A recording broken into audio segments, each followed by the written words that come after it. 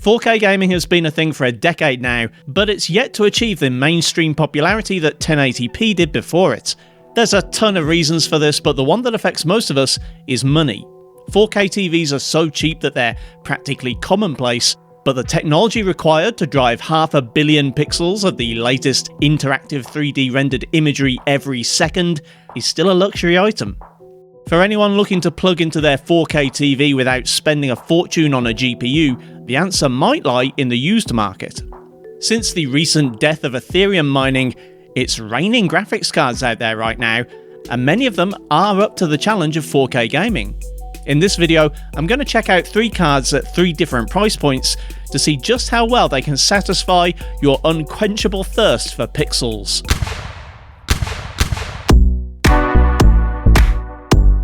My challenge for this video is to find 3 used graphics cards that can give a decent gaming experience in 4K at 3 price points: £200, £150 and £100. I'm not going to be pulling any shopping shenanigans here. These should all be achievable deals on second-hand graphics cards in late 2022. The trick will be finding the right combination of quality settings and scaling options to make 4K work while still looking like 4K. There really isn't much point in this whole endeavour if the game looks like high-resolution trash. With that out of the way, here are the candidates. Okay, so you might think this is a bit of a stretch. Even now, with GPU prices falling across the board, you can't really expect to find a 4K capable GPU for under £100, right? Au contraire, if you're willing to take a console developer's approach to the definition of 4K, you absolutely can.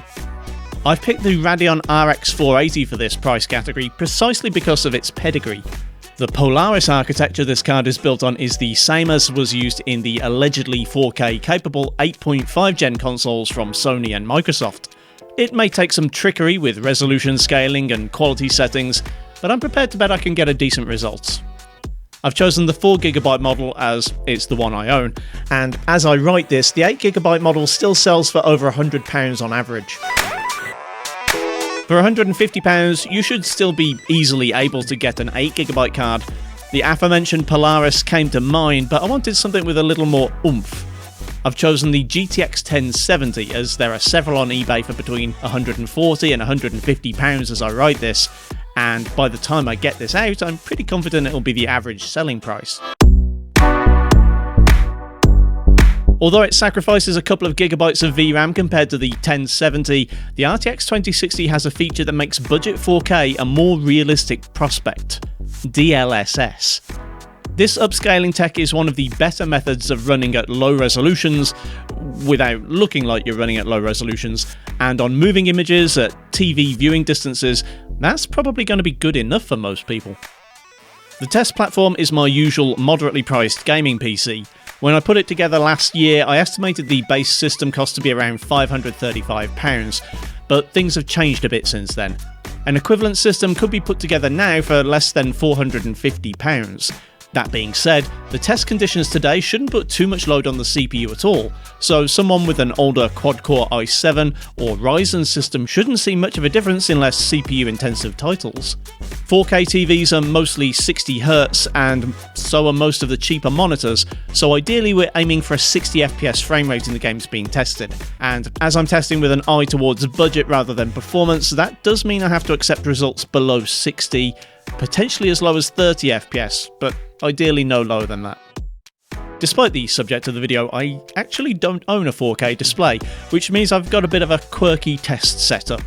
Normally I'd have a capture PC running between the test PC and the monitor, which is a 27-inch 1440p 144Hz model from Asus.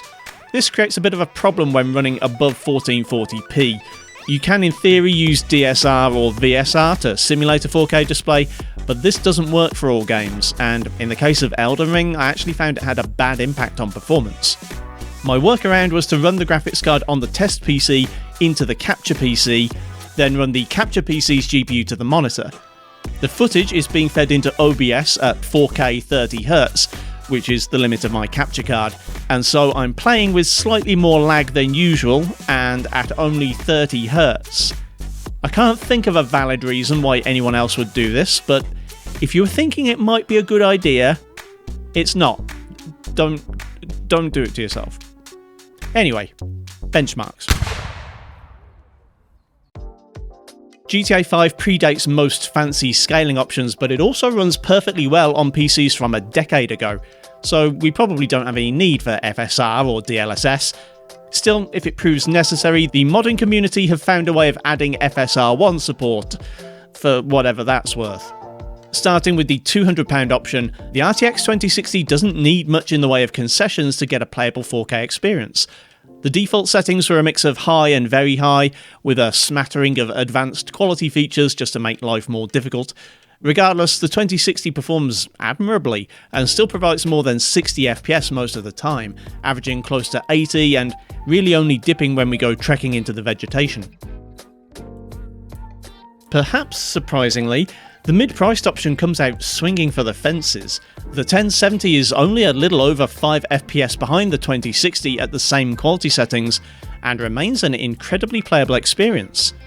While nobody should buy a GPU for a single game, if you're heavily into GTA, you don't really need much more than this.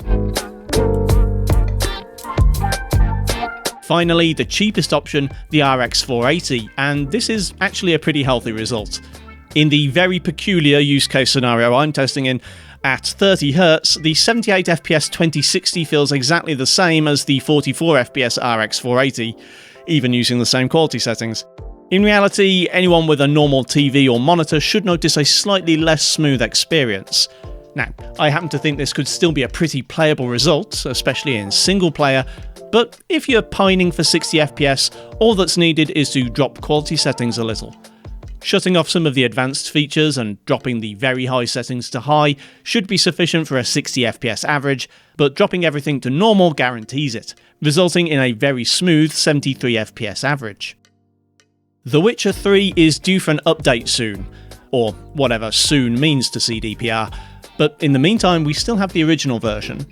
I'm not going to tell you it's cutting edge right now, but a lot of people still rate its visuals, and it can be a fair amount harder to run than GTA 5. As proof of that, the RTX 2060 is actually struggling at high settings. With Hairworks enabled, the game dips below 60fps quite frequently, with lows just above 40. Turning Hairworks off is probably the easiest tweak to make that will smooth things out, though you might also want to consider reducing settings from the high preset if you're still seeing frame time drops. The GTX 1070 doesn't fare anywhere nearly as well in The Witcher as it did in GTA. At the same settings, with Hairworks turned off, the £150 card is about 10 FPS slower on average, with 8 FPS lower 1%. Again, this is still playable, or it should be. I mean, how would I know? I'm trying to play at 30Hz. The step to 60 FPS is sadly a little too far. Dropping to 4K low still only reaches the mid-50s on average, and the impact on image quality is severe. That being said, if you want to run this game at 4K on an RX 480, you don't have much of a choice. At 4K low settings, the cheapest card in the lineup averages 37 FPS, but does drop below 30 on occasion. Without any kind of native upscaling tech, you'd need to use the third-party app Lossless Scaling to have an option beyond simply dropping to 1800p, but in my opinion, either would be better than playing at 4K with the low preset.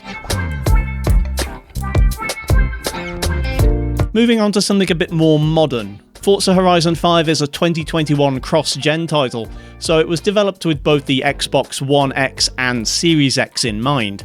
It has something in the way of image scaling tech, but nothing too exciting. You can use AMD's original version of FSR, which looks pretty soft at monitor distances, but might do the job if you're playing from the couch. Fortunately, the RTX 2060 still doesn't need any scaling. At 4K high, the canned benchmark scores about 64 FPS on average, and everyday driving in the open world is well into the 70s.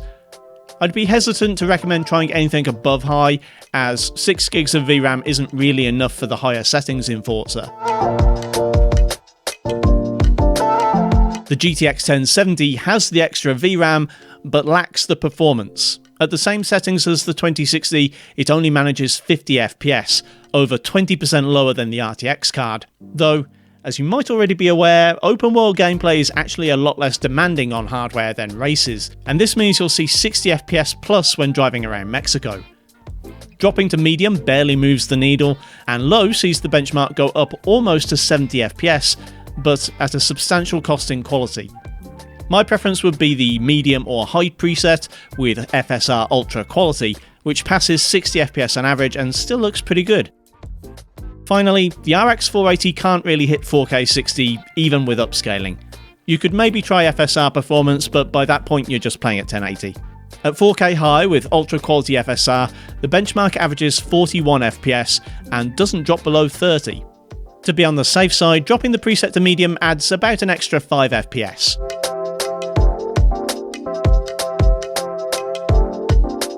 God of War is a late 8th gen PlayStation 4 title. On that generation's Pro consoles, it ran out a choice of 1080 60 or 4K 30, with the PS5 being required to go up to 4K 60. On PC, we have a couple of things in our favour. One is that the original quality setting is sufficient for a console-like experience, so we don't really need to push up to Ultra to get good visuals. The second is that God of War is one of the first games to implement both DLSS and second generation FSR, which, while not perfect, are still the best quality options for upscaling, at least when used sparingly. The RTX 2060, as it turns out, really needs that upscaling tech. 4K original settings is only good for about 40 FPS, which is better than a PS4 Pro but hardly befitting of a GPU that costs as much as that console by itself. DLSS quality is enough to maintain 60 FPS in general gameplay, though cutscenes drop into the 50s. The 1070 doesn't have access to DLSS, so needs the Team Red own brand alternative option. Without FSR, the game runs in the 20s and is essentially unplayable. With quality FSR, frame rates are now in the low 40s, and stuff still looks pretty good, as far as I can tell. Dropping to FSR balanced is perhaps the absolute minimum I'd consider from a quality perspective, and only just manages to hit 50 FPS. As you might have expected, the RX 480 doesn't fare well here. Native 4K is a slideshow, leaving the only options as dropping render resolution or using FSR 2. The latest versions of FSR use temporal upscaling and are not free to use. They have a performance impact when compared to simply reducing the number of pixels being rendered, but also maintain a much higher level of image quality. While I could probably have got better frame rates using 60 or 65% scaling, I decided that the aesthetic was the most important thing, and so I opted for balanced FSR. This meant for a 36 FPS average and drops only into the low 30s in gameplay. Older AMD GPUs don't play too nicely with God of War for some reason, so you'll find cutscenes have a noticeable amount of stutter. FromSoft didn't feel the need to add any modern scaling tech to Elden Ring when it released earlier this year. In fact, they didn't even feel the need to implement any old scaling tech. You just have a list of display resolutions to choose from. My initial testing on the 2060 at 4K saw an almost locked 30 FPS, as it seems my 30Hz capture setup was triggering a hidden VSync feature. This can be disabled in Nvidia Control Panel, which resulted in 36 FPS on average at 4K high, with minimums a hair above 30.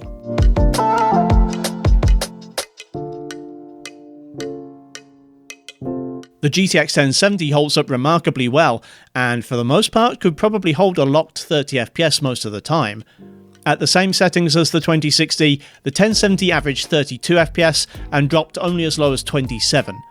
I'm told later sections of the game get pretty intensive, so if you ever get there, you might want to consider dropping to medium.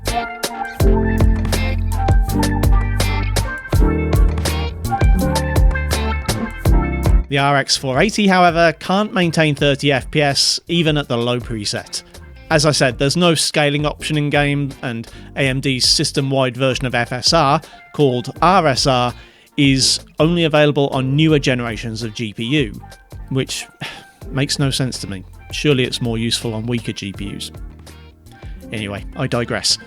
I had to manually drop resolution to 3200 by 1800 to get a decent experience, just about averaging 30 FPS, but dropping below that fairly often. As such, I'd be inclined to suggest dropping resolution even further, as Elden Ring can be frustrating at the best of times, and adding screen tearing and poor frame pacing just makes things worse. It's all come down to this: my Everest. Putting it mildly, Cyberpunk is a challenge to run at native 4K on even modern hardware, and the 1.6 patch recently increased some of the quality presets to make them even more demanding. On the positive side, it has native DLSS and FSR1 support, and can be modded to include FSR2. This still doesn't guarantee a good experience, but it gives me a measure of hope. The medium preset had been my personal preferred minimum for Cyberpunk, and it wasn't until after I'd completed testing that I realised the presets had actually been changed. Hence, when the 2060 struggled at 4K medium, it wasn't my first thought to start tweaking quality settings. At native 4K with the new medium preset, Cyberpunk managed only a little over 20 FPS, and turning on DLSS quality brought things up to 35 without harming image quality. From previous testing, I'd say this new preset scores about 20 to 25% lower than the old one, so it's possible that if I'd manually turned every setting to medium instead of using the preset, I'd have seen about 26 FPS without adding any upscaling, and could potentially see that go as high as 40 plus with DLSS quality. This might make for a noticeable difference in gameplay, though without more testing I couldn't say whether or not this would make for a big difference in visuals. The GTX 1070 just wasn't going to succeed at medium, either with the old preset or the new one. Even with its extra VRAM, the latter setting only gets it halfway to 30, and I'd estimate manually dropping everything to medium would only bring it as high as 18 to 19 FPS. I found that selecting FSR balanced was enough to get a fairly solid and sturdy 30 using the new preset. Manually dropping everything to medium should either gain an extra 6 or 7 FPS at FSR balanced, or potentially enable you to choose a less aggressive FSR setting. The RX 480... this is rough. Medium wasn't going to happen, so I dropped quality to the low preset, which again means for averages in the mid to high teens. FSR quality brings us almost to a 30 FPS average, so balanced should be enough to push that into the 30s. If you wanted to use the FSR2 mod, it looks better but is more demanding overall, so in that scenario you might want to consider dropping to performance. In this specific context, there's no real £200 alternative to the RTX 2060. DLSS is a feature exclusive to RTX GPUs, and the next closest card in that range, the 3050, is an overall inferior card that still costs more. To get the same results as the 2060 without DLSS, especially in titles that don't have FSR2, you'll need about 50% more raw performance, and nothing in the £200 category comes even close. At least that's the case right now. If things keep going the way they are, it's possible that getting something like a 2080 Super for £200 or less is just a matter of time. Of course, if 2021 taught us anything, it's that prices don't just go down. At the low end, the RX 480's been a tough one to beat for a long time. It flooded the market a few years back, available for £60 or less in 2019 and 2020, so it's probably just a matter of time before that happens again. In the meantime, there are very few viable alternatives at the same price point. The GTX 1060 6GB from Nvidia is usually pretty close in performance, and the older GTX 980 will be comparable, particularly in older games, but you certainly don't want to pay over the odds for those cards. If you can get a GTX 1070, 1660 or Vega 56 for just £50 more, they're certainly worth the extra cash. Which brings me on to new options. And there aren't many. The cheapest gaming graphics cards on the market right now are the GTX 1630, 1650, RX 6400 and 6500 XT. These cards cost between £150 and £200, but for the most part will underperform the cards tested today. The GTX 1650 is less powerful than the RX 480, about 10% slower in my 2021 tests, and it costs about £200 brand new. The 1630 is a crime against consumers and I refuse to test it, but it costs about £180 and is probably about 40% slower than the 480. Meanwhile, the RX 6500 XT costs about £160 to £180 and is roughly on par with the 480, with some exceptions. The more obvious choice is the RX 6700 non-XT, which is about £325 brand new and offers a big jump in performance over the 2060, but we're up into some pretty high price brackets now, and far from what I'd call the budget option. I look forward to reviewing this subject in the future when there are more high-end Ampere and RDNA 2 cards on the second-hand market. In the meantime, thanks for watching, kindly do the usual YouTube things if you feel so inclined, and I'll see you next time.